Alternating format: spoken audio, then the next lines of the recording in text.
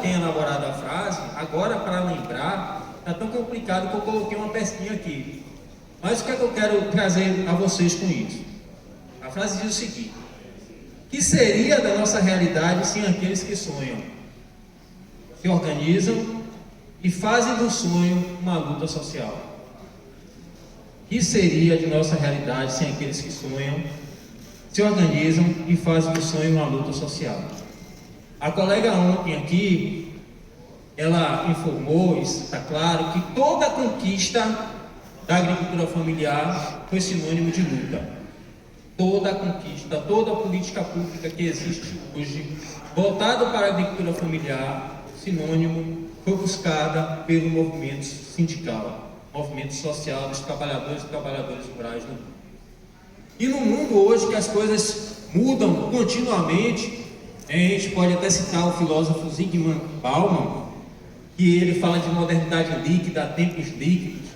Inclusive hoje o movimento sindical, hoje não, há algum tempo o movimento sindical ele passa por essas transformações. Até pouco tempo estávamos de certa forma estabilizados, o status estava até interessante, e aí vem um governo diferente, traz a gente consequências que o movimento sindical precisa se ressignificar, se reinventar. Mas o que nós não podemos perder é a vontade, é o nosso sonho, e por meio desse sonho continuar a nossa luta, ou a luta de vocês. Eu falo nossa porque eu me incluo nesse processo, porque eu sou sociedade, além de governo. Então nós temos que buscar continuamente uma sociedade mais justa, mais igualitária e com oportunidade para todos. Então este seria o início, do nosso diálogo aqui, e nós vamos falar sobre o PRONAF. O PRONAF, nada mais, nada menos, partiu do sonho do movimento sindical. Não existiria o PRONAF hoje se não fosse a reivindicação e a luta do movimento social e sindical. Foi a primeira política pública voltada especificamente à agricultura familiar, que teve naquele início ali o PROVAP, que foi um protótipo, em 1994, e em 1995 inicia-se o PRONAF. Ali naquela mobilização do movimento sindical ali ainda no governo do FHC, e aí é criado o PRONAF. E a partir desse momento também nós temos a declaração de aptidão ao PRONAF. A partir dali, o agricultor familiar ele tem uma identidade, um documento que ratifica que ele exercita aquela atividade. E aí não fica só no PRONAF. O PRONAF, nós vemos o PRONAF não apenas como um crédito, não apenas como uma política. O PRONAF é fruto de uma construção social. É uma política que tem a sua origem nas mãos de cada um de vocês aqui por meio do movimento sindical. Porque se não fosse vocês, o PRONAF não existiria. Cadê? Fábio não me deu o material para passar, Fábio? E o PRONAF não nasce pronto, E não está sozinho. E ali, pessoal, eu vou fazer um diálogo rapidinho com vocês, e aí vocês podem identificar qual era o governo de cada política dessa.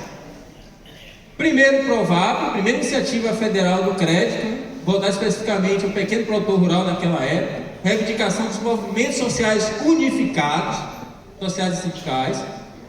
1995, criação do PRONAF, resolução Bacen 2191 de 95. Quero, presidente? Fernando Henrique Cardoso. Vamos fazer esse exercício. Em 96, esse PRONAF ele deixa de ser apenas crédito e volta para uma estrutura mais complexa, atendendo o agricultor familiar na sua totalidade, não apenas através do crédito. Quando chega em 1997, os movimentos sociais, sindicais, o PRONAF, beleza, foi criado, mas não está atendendo o agricultor familiar de menor porte. E aí foi criado o PRONAFinho lá em 1997, que hoje chamamos o PRONAF-B. E hoje o PRONAF-B, no estado da Bahia, é um dos estados que mais tem contratações nessa linha.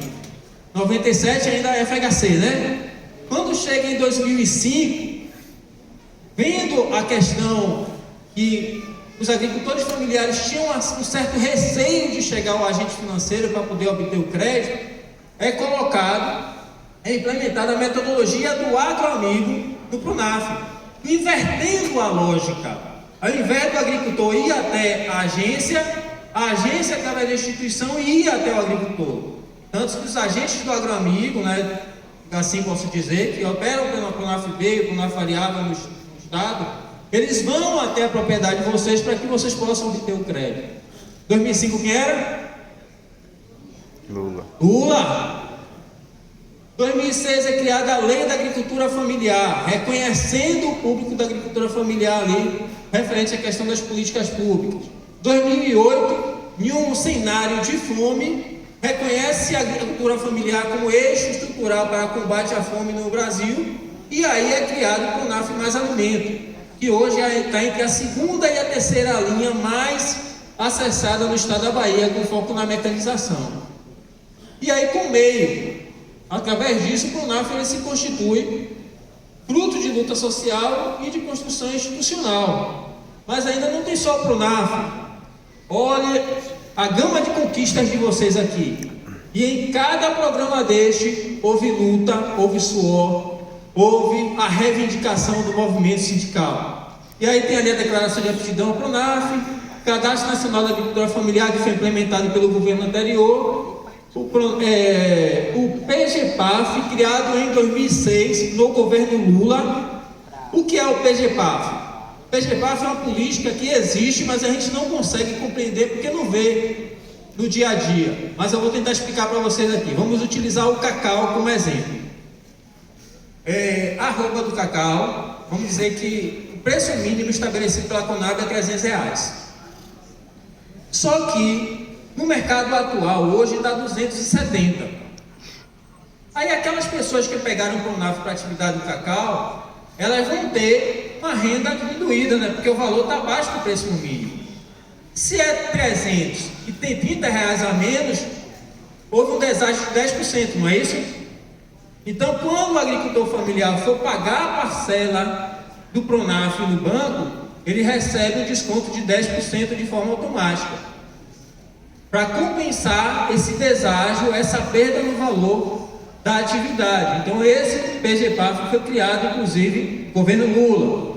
E aí vem o Proagro Mais, que é o segundo da Agricultura Familiar 2005, outra reivindicação do movimento social, criado também no governo Lula. O que é isso? Que existia um Proagro, que ele tratava todos de forma igual, tanto o grande quanto o agricultor familiar. O Proagro Mais, além de pagar o custeio, financiamento, né, que se vocês perderem, ele ainda garantia uma renda mínima, garante uma renda mínima para o agricultor. E aí vem o Garantia Safra também. Quem conhece o Garantia Safra aqui? Criado em 2002 no governo FHC, mas implementado em 2003 no governo Lula. Outra reivindicação do movimento social. Então, vamos agora ao Programa de Aquisição de Alimentos, PA. Quem conhece? Esse Programa de Aquisição de Alimentos, criado em 2003, no sentido de juntar a inclusão produtiva com segurança alimentar e nutricional. É um programa fantástico, criado também no governo Lula por reivindicação dos movimentos sociais e sindicais. Esse programa ele permite obter, comprar na mão do agricultor familiar e fornecer o alimento para aquelas populações em vulnerabilidade social. É uma das categorias do Programa de Aquisição de Alimentos. E aí vem o PNAE em 2009, ainda no governo Lula. Nossa, estou correndo aqui, o tempo está mais do que eu. Tem o PNB, o Programa Nacional de Biodiesel em 2004, Programa Nacional de Crédito Fundiário em 2003, também no governo Lula, Programa Luz para Todos, vendo essa questão social, governo Lula, Programa 1 milhão de cisterna, uma tecnologia social que partiu dos movimentos sociais, o governo abraçou, em 2003 foi implementado, Programa Minha Casa Minha Vida Rural em 2009, também no governo Lula, e beneficiários especial da Previdência Social, que isso vem desde a Constituição ou depois da Constituição Federal em 88. O que eu quero dizer para isso? O movimento social sindical os trabalhadores rurais, quando ele tem um governo que escuta e que atua de forma conjunta nos movimentos, todos ganham. Ganha a sociedade, ganha o agente, o agricultor familiar e ganha o Brasil. Então nós precisamos pensar, analisar muito bem quem votamos, naqueles que nós colocamos como representação para poder atuar em caráter legislativo e executivo na nação e também no Estado. Eu passando aqui. Quantos minutos? 3 minutos? Então aqui, pessoal, é sobre a questão do enquadramento do PRONAF. Nós temos A, B e V. A voltado para assentados, reforma agrária, quilombolas, indígenas, bem comentado ontem pelo José Henrique. O B para agricultores até R$50 mil de renda anual e V para agricultores até R$500 mil de renda anual. E no CAF está aparecendo desse jeitinho aqui, ó, com essas sopinhas de letras aqui, mas geralmente o que vale é a primeira letra. Mas quando você tem essa sopinha de letras, o agricultor familiar ele pode acessar qualquer crédito que está voltado ali para aquelas configurações. Vamos correr aqui um pouquinho, estou até voltando, né, Joelho? E aí o que eu quero trazer para vocês? O PRONAF foi criado lá em 1995. É claro que ele ainda não está perfeito. Todos nós, inclusive a gente, nós estamos em processo de construção. Mas, continuamente, o PRONAF ele tem melhorado. E com aquele processo de diálogo, inclusive, que o José Henrique falou ontem, de escuta ao público, hoje o PRONAF, eu desafio vocês. Qual a outra política da agricultura familiar que tem a capilaridade do PRONAF no estado da Bahia? Quantos municípios temos no estado hoje? 417, não é isso? Sabe quantos municípios o PRONAF esteve presente só no ano safra 25-26, entre 1º de julho de 2025 a 30 de junho de 2026? 406 municípios do estado da Bahia. 406 municípios, mais de 95% dos municípios do estado da Bahia, o PRONAF está presente. E chegamos ainda no plano safra 25-26 a 3,3 bilhões de reais investido no estado. Qual outra política, qual outro programa consegue esse nível de investimentos? Estou falando para a agricultura familiar no estado tal como o PRONAF. Embora tenham várias reclamações referentes à questão do acesso, mas é a política que nós temos avançado, e avançado de forma significativa, não só no estado, mas também no Brasil. Tivemos aquele processo ali em 2016, 2022, e deu uma certa retraída, mas a partir disso nós conseguimos avançar novamente. E eu não vou dar continuidade para a apresentação aqui, Gelene, para poder deixar adiantar o tempo, mas eu quero dar um exemplo para vocês aqui, bem básico e rápido. Em 2022 e 2023, financiamentos do PRONAF aqui no estado da Bahia chegaram a 1,9 bilhões de reais, beneficiando mais ou menos 199.200 mil contratos.